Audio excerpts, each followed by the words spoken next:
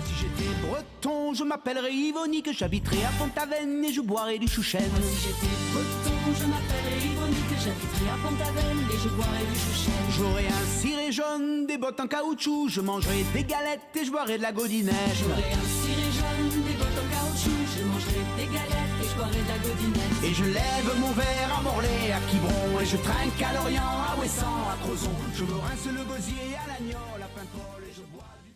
Allez, salut tout le monde. Allez, aujourd'hui une petite vidéo que je voulais faire depuis longtemps. Je vais essayer de vous donner avec cette vidéo quelques conseils pour acheter son premier bateau. À savoir que, on va le dire direct, cette vidéo, elle ne suffira pas à elle seule pour vous aider à choisir un bateau. C'est-à-dire que si vous êtes dans la démarche de acheter votre premier bateau, l'idéal c'est que vous multipliez tous les conseils à droite à gauche et ne pas vous fier que sur ma vidéo parce que ce ne sont que mes conseils à moi et il y a d'autres personnes qui pourront vous apporter plein d'autres choses. Dans cette vidéo, on va pas trop rentrer dans la technique à proprement parler. On va pas rentrer dans les détails de tout ce qu'il faut surveiller. Ce sera peut-être l'objet d'une seconde vidéo. Mais ça va être, on va dire, des généralités sur comment bien choisir son premier bateau d'occasion. La première chose qu'il faut faire, et ça on se trompe souvent et c'est souvent négligé, c'est-à-dire que souvent on commence par se dire quel budget on a avant de choisir un bateau. En fait, il faut d'abord se poser la question de son programme. Qu'est-ce que je veux faire avec mon bateau ? Ça, c'est très très important. Pourquoi c'est si important ? Parce que tout simplement, si vous vous trompez le programme, vous n'utiliserez pas votre bateau et vous en serez très vite déçu. Finalement, ce sera plus une contrainte qu'un plaisir. Donc pour prendre du plaisir avec son bateau, il faut avoir le bateau qui vous convient le mieux. C'est un peu comme une voiture, c'est-à-dire que si on veut avoir une voiture sportive qui marche bien, on va plutôt prendre une Ferrari, et si on veut une voiture utilitaire, on va prendre un berlingot. Et si vous voulez une voiture sportive et que vous prenez un berlingot, ça va pas marcher. Avec les bateaux, c'est exactement pareil. Donc la première question à vous poser, ça va être qu'est-ce que je veux faire avec mon bateau ? Est-ce que je veux faire des grandes croisières ? Est-ce que je veux faire du cabotage côtier uniquement l'été ? Est-ce que je veux naviguer toute l'année ? Est-ce que si je veux faire un long voyage, est-ce que je veux partir plutôt dans les Caraïbes, faire un tour de l'Atlantique ? Ou est-ce que je veux plutôt partir dans une destination plus nordique ? Est-ce que je veux passer le Cap Horn ? En fonction de ces réponses-là, vous n'allez pas prendre le même bateau. Est-ce qu'il y a des marées ? Est-ce que je navigue sur l'Atlantique ? Est-ce que je navigue sur la Méditerranée ? Est-ce que j'ai besoin d'échouer le bateau ou pas ? Est-ce que j'ai besoin d'avoir un bateau qui marche bien au près ? Est-ce que j'ai besoin d'avoir un bateau qui marche bien au portant ? Toutes ces questions-là, c'est d'abord le premier truc à faire. On prend une feuille blanche et on note ce que je veux faire avec mon bateau. Où je veux aller ? Combien de personnes je veux embarquer aussi ? Parce qu'est-ce que je veux naviguer tout seul ? Est-ce que je veux naviguer toujours en équipage ? Est-ce que je veux emmener mes 3, 4, 5 enfants à bord du bateau ? Est-ce que je veux partir longtemps ? Est-ce que je veux partir seulement à naviguer à la journée ? Et si vous avez un projet de naviguer en famille, aussi consultez la famille pour savoir exactement ce que veut faire aussi le conjoint, la conjointe, les enfants, pour que chacun puisse profiter au maximum du bateau. Par exemple, typiquement en Bretagne, une solution qui est sympa à prendre en compte, c'est qu'on peut échouer les bateaux. Donc le fait d'avoir un bateau qui s'échoue facilement, soit sur béquille, ou quelqu'un prendra un petit tirando avec des béquilles, ou soit si vraiment notre programme favori, c'est d'échouer le bateau, de rentrer dans les petites rias et de s'échouer à marée basse et de rester comme ça, ou d'avoir un accès facilité aux îles. Voilà, là par exemple, un béquille va être idéal. En revanche, si vous voulez un bateau qui soit plus sportif, qui va remonter mieux au vent, là il faudra plutôt vous orienter sur un grand tirando. Et par contre, vous pourrez plus échouer. Voilà, tout est affaire de compromis. Le mouton à 5 pattes n'existe pas. Et l'idée, c'est que vous preniez le meilleur bateau qui vous correspond le mieux. Ça, il n'y a que vous qui pouvez répondre à cette question-là. Donc ça demande d'abord cet exercice de réflexion, d'introspection sur vraiment qu'est-ce que je veux faire avec mon bateau, où je veux aller. Par exemple, pour moi, donc j'avais pris le First 26, pas la Trek, en quille relevable. Je m'étais dit, comme ça, ça va m'ouvrir un petit peu des portes, je pourrais rentrer dans les riages, je pourrais aller explorer d'autres choses. Et finalement, je me suis rendu compte que je faisais jamais ça et que du coup, j'avais pas besoin d'un quille relevable. Et donc, c'est pour ça qu'en achetant Little Cat, j'ai pris un quillard grand tirando, parce que je préfère avoir un bateau qui marche bien mieux au près que d'échouer ce que je fais jamais. Voilà, comme j'échoue jamais mes bateaux. Et aussi, je suis en port en eau profonde, et là où je navigue, il y a beaucoup d'eau, donc j'ai pas besoin d'un bateau qui échoue. Si vous achetez un bateau et que vous le mettez dans une ria quelconque, ou au fin fond de la rade de Brest, là vous aurez besoin que votre bateau il s'échoue à chaque marée, si vous êtes au mouillage et que le mouillage échoue. Et donc là, il vous faudra forcément un bateau qui s'échoue bien. Donc ça, c'est très important. L'autre question à vous poser, qui est encore dans le programme, c'est est-ce que je vais garder mon bateau longtemps? C'est-à-dire, est-ce que mon premier bateau que j'achète, je veux l'amener dans un tour de l'Atlantique dans 5 ans ou dans 10 ans, ou est-ce que je prends d'abord un petit bateau pour me faire la main, et après, une fois que j'ai vu que ça me plaisait et que je savais manier un petit bateau, est-ce que je revendrai pour reprendre un bateau plus grand? Voilà, ça c'est aussi une question qu'il faut vous poser.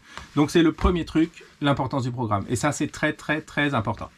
Deuxième chose, il faut aussi se poser la question de son niveau. C'est-à-dire que vous pouvez acheter votre premier bateau en ayant un gros passé de voile, en ayant beaucoup navigué sur d'autres bateaux habitables, en connaissant finalement bien, ou en ayant loué pendant des années et vous achetez votre bateau. Là vous avez, on va dire, un niveau intermédiaire, voire confirmé. Ou alors si vous débutez, que vous avez un petit niveau de voile légère ou pas du tout et que vous vous dites j'achète mon bateau, je vais me former en parallèle et j'apprendrai sur le tas. Il y en a plein qui font ça, ça peut marcher aussi, à condition d'être prudent toujours. Si vous faites ça, vous n'allez pas choisir le même bateau que la personne qui a déjà un gros passé de location, de stage, de navigation sur divers bateaux, qui va peut-être prendre de suite un bateau plus grand, plus adapté à son programme. Par exemple, si vous n'avez jamais fait de voile, que vous avez les sous et que vous achetez un IMOCA, c'est le meilleur moyen de laisser le bateau au port tout le temps et de jamais naviguer avec. Ou ne serait-ce qu'un pogo ou quoi, ça peut être beaucoup plus difficile à manier que va être par exemple l'Arcadia que j'ai là, ou un Sangria par exemple, quoi. Donc ça, il va falloir aussi se poser la question du niveau. Le programme, le niveau. En parlant du niveau, quelle est pour moi la bonne taille pour débuter le bateau? Alors ça peut faire l'objet d'une vidéo complètement, d'une autre vidéo. On va en parler brièvement ici. Moi j'ai le sentiment que 7,50, 8,50 c'est la taille idéale. J'ai acheté mes 2 premiers bateaux, ça a été des 6,50. D'abord un Love et après un Brio. J'ai acheté ces bateaux 6,50 en me disant je veux commencer par acheter un bateau petit, parce que moi j'avais fait beaucoup de voiles légères mais j'avais jamais fait d'habitable à part en étant petit, à part en étant enfant, donc j'avais quand même une petite notion d'habitable, mais j'avais jamais été capitaine, je me sentais pas capable de manier un bateau plus grand que 6,50. Et du coup ça me rassurait pour les manœuvres de port, tout ça, de commencer par des petits bateaux. C'était vrai, un 6,50 ça va se manier un petit peu comme un dériveur, en ça ressemblait à ce que moi je connaissais de la voile.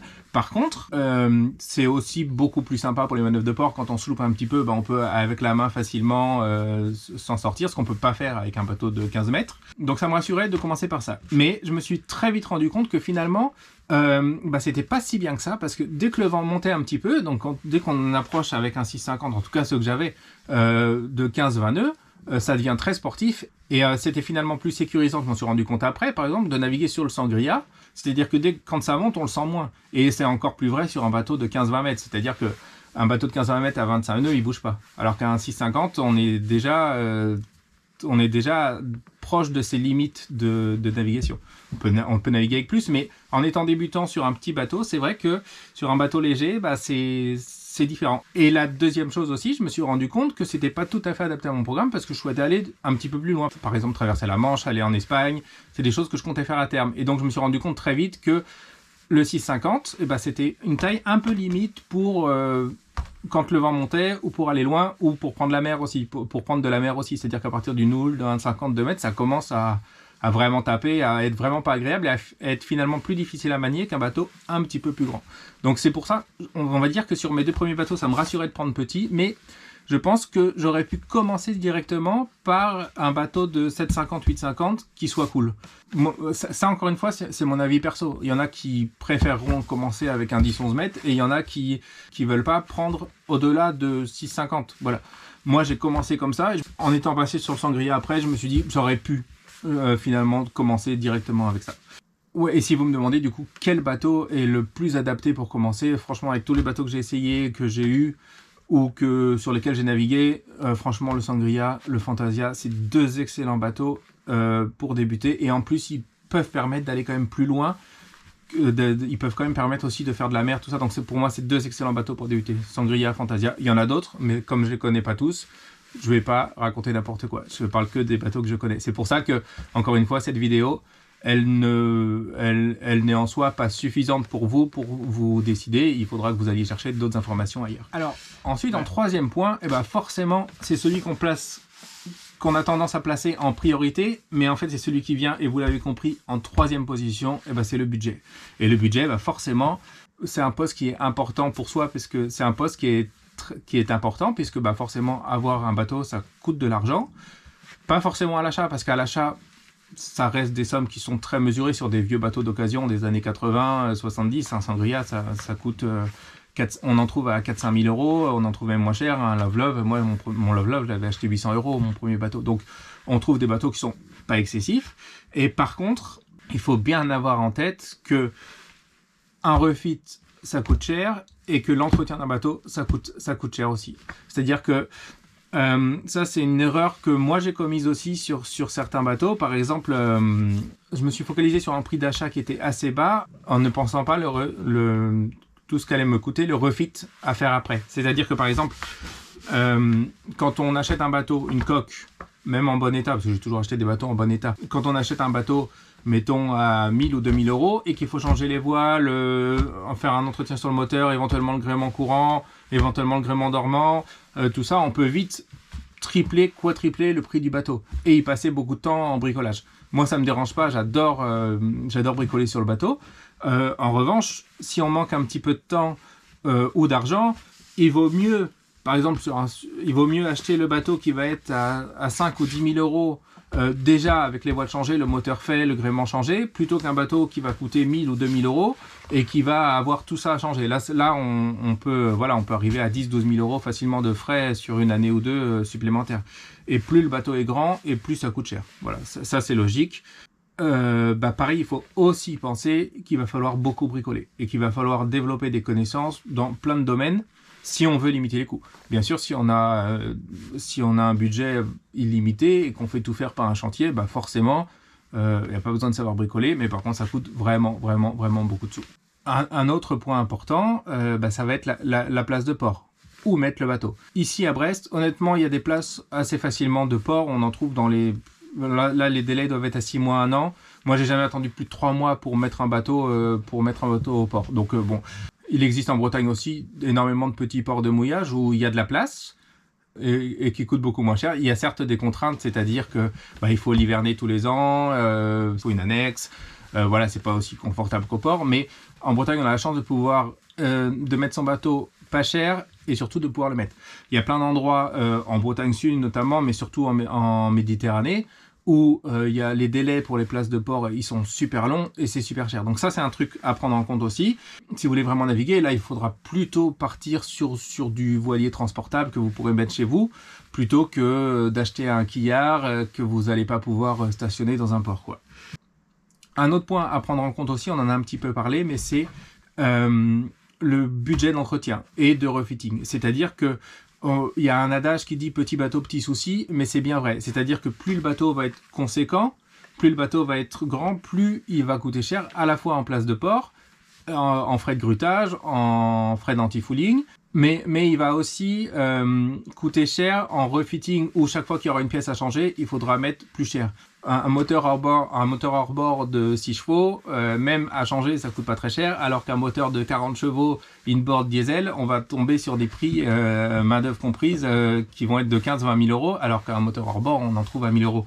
Un winch à changer, un self-tailing neuf, ça va coûter 1 500 € sur un bateau comme Little Cat, sur un Arcadia comme Little Cat. Ça peut même monter à 3 ou 4 000 €. Les voiles, c'est pareil, sur un bateau de la taille de Little Cat, on est minimum à 3-4 000 € pour changer grand voile génois. Tout ça, ce sont des trucs à prendre en compte lors de l'achat du bateau et à faire rentrer dans le budget global de l'achat du bateau. Voilà, c'est-à-dire que soit vous achetez un bateau pas cher et vous gardez le budget pour changer tout ce qu'il faudra changer, ou alors vous achetez un bateau plus cher qui a déjà été bien changé et vous serez sûrement gagnant à faire ça.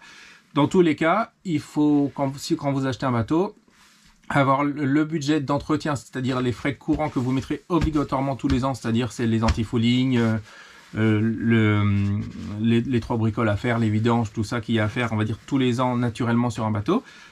À ça, vous ajoutez les frais de refitting et j'ai pas parlé de l'électronique non plus, mais c'est pareil, c'est des trucs, soit on navigue, alors l'électronique, on peut naviguer très bien avec très peu, notamment une simple tablette et Navionics, ça fait l'affaire pour beaucoup de situations. On n'a pas besoin d'avoir de l'électronique dédiée. Par contre, si on veut se faire un petit peu plaisir, on tombe vite dans des frais, dans des tarifs très importants. Donc tout ça, c'est vraiment prendre en compte dans l'achat du bateau, le budget d'achat et le budget global, à la fois d'entretien et de refitting, quoi. Alors moi, j'ai coutume de dire, et j'ai un peu l'impression, et j'ai coutume de dire que la limite, on va dire, de l'acceptable en coût d'entretien, se situe autour de 10 mètres. C'est-à-dire que 10 mètres, ça reste jouable. Place de port comprise, en budget d'entretien, je suis peut-être à 300 € par mois. Au-delà de 10 mètres, on va plutôt passer à des tarifs qui vont approcher presque des 1000 € par mois. Voilà, en budget d'entretien global, c'est-à-dire place de port plus les frais annexes. Donc voilà, la limite, si on veut du pas trop cher, ce sera probablement entre 9 et 10 mètres pour rester correct, et plus le bateau sera petit, moins il sera cher, et plus il sera grand, plus ce sera cher. Voilà. Après, tout dépend de son propre budget, de ce qu'on a envie de mettre. Par contre, il faut être conscient qu'il y a des frais qui ne sont pas forcément prévus, et ça coûte plutôt plus cher que ce qu'on pense. Voilà. Donc on va survoler cette partie-là, c'est-à-dire les points à surveiller lors de l'achat d'un bateau, sachant que moi, personnellement, je ne me sens pas légitime pour...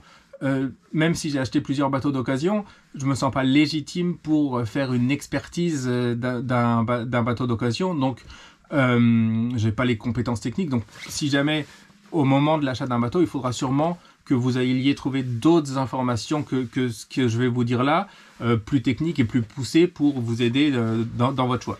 Les points à surveiller, donc on va d'abord surveiller les œuvres vives et les œuvres mortes. Les œuvres vives, elles sont situées sous l'eau. Donc, ça va être la coque, la quille, le safran, globalement. Et donc là, il va falloir regarder l'osmose, il va falloir regarder si le safran n'est pas délaminé, il va falloir regarder si la quille n'est pas trop corrodée, s'il n'y a pas d'osmose sur le bateau. Ça, c'est un point noir, c'est un point très fréquent sur beaucoup d'unités en plastique des années 80-90.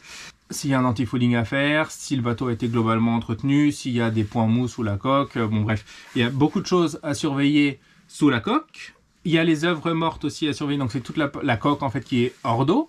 Donc là, ça va être on va pouvoir regarder l'étanchéité des hublots, on va pouvoir regarder la peinture de coque, tout ça, sachant qu'il y a des trucs plus ou moins chers. C'est-à-dire que il y a des trucs qui vont demander beaucoup de temps. Par exemple, un traitement contre l'osmose, typiquement, ça va demander beaucoup de temps.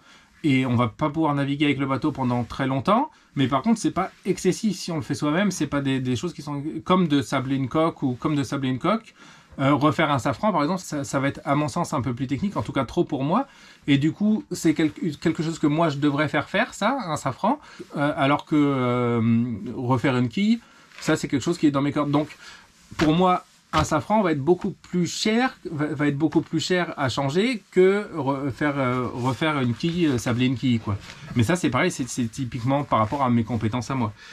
Il va falloir aussi regarder le gréement courant et le gréement dormant. Le gréement dormant, c'est tout ce qui est relié à chaque bout et qui ne peut pas être réglé. Donc typiquement, c'est le haubans, les étais.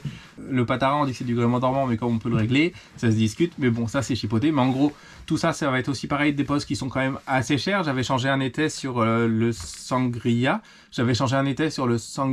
Ça m'avait coûté à peu près 800-900 €. Main d'œuvre comprise, quoi, parce que je l'avais fait faire.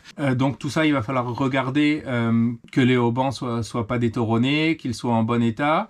Il faudra connaître la date où ils ont été changés. Si c'est un bateau, on dit que ça change tous les 10-15 ans, donc si c'est un bateau qui a 40 ans et ça n'a jamais été changé, il faudra sûrement le prévoir. Un poste aussi très important qui coûte assez cher sont les voiles. Si elles sont rincées, il faudra mettre probablement 3 ou 4 000 € de plus. Le moteur, pareil, c'est un gros poste. S'il est HS, ça va être, si c'est un moteur inboard, 10-15 000 €. Typiquement, vous achetez un bateau de 9 mètres, vous avez les voiles et le moteur à changer, vous devez rajouter 20 000 €. Voilà, globalement. Donc si vous achetez un bateau de 9 mètres qui coûte 10 000 € et que vous rajoutez 20 000 €, vous l'aurez payé 30 000 €. Il aura mieux valu acheter un bateau à 20 000 € qui a déjà tout ça fait. Voilà. L'état intérieur, les vaigrages, les vernis, même si tout ça, moi, ça m'a toujours moins importé, mais c'est moi, puisque même si ça présente moins bien, à la limite, on s'en moque, parce que c'est pas des trucs qui sont très chers à faire. C'est de la colle et c'est de la colle. On peut trouver plein de combines, on peut mettre du bois, c'est pas des trucs qui sont très chers à faire. Moi, je préfère acheter une coque saine et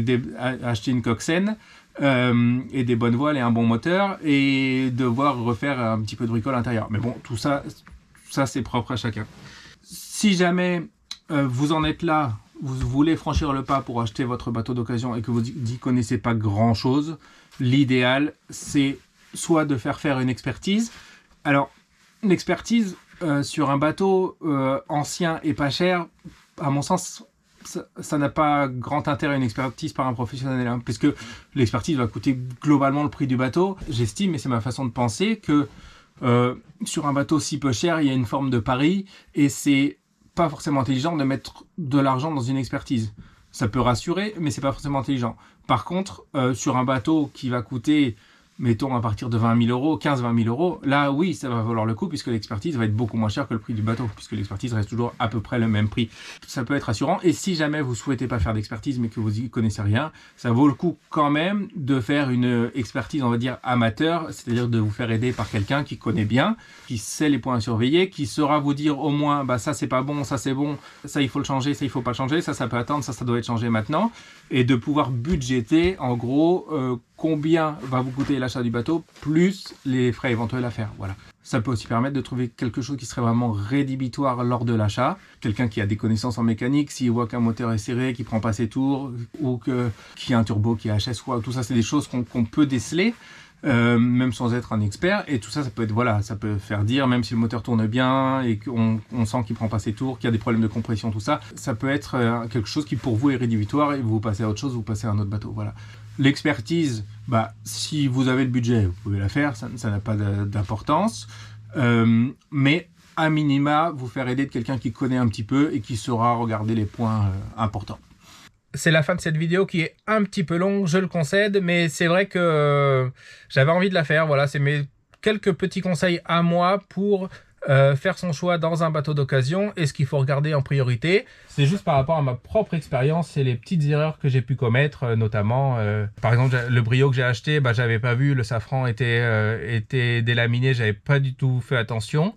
Donc ça m'a coûté quand même 1000 euros de plus alors que j'avais acheté le bateau 1000 euros. Voilà, le Sangria, bah, c'était un super bateau, je ne l'avais pas payé trop cher, mais c'est vrai qu'en changeant les voiles, en changeant le moteur, tout ça, au final, je l'ai revendu beaucoup moins cher que ce que j'avais mis dedans, mais ça c'est logique, hein, c'est pas du tout fait pour gagner des sous, mais au moins je sais tout ça maintenant quand j'achète un bateau, je sais exactement le budgéter, ce qui me coûtera, ce qui me coûtera, ce que je vais avoir à faire, comment le mettre en état, tout ça c'est des choses que maintenant je connais un petit peu, et donc c'est pour ça que je voulais faire cette vidéo.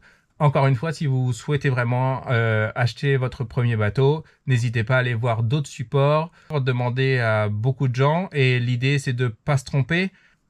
Si on se trompe au niveau du programme, au niveau du budget, globalement le bateau il va rester au port et vous naviguerez pas et vous trouverez ça nul. Et si vous vous trompez pas, vous allez vous régaler et c'est ça le plus important.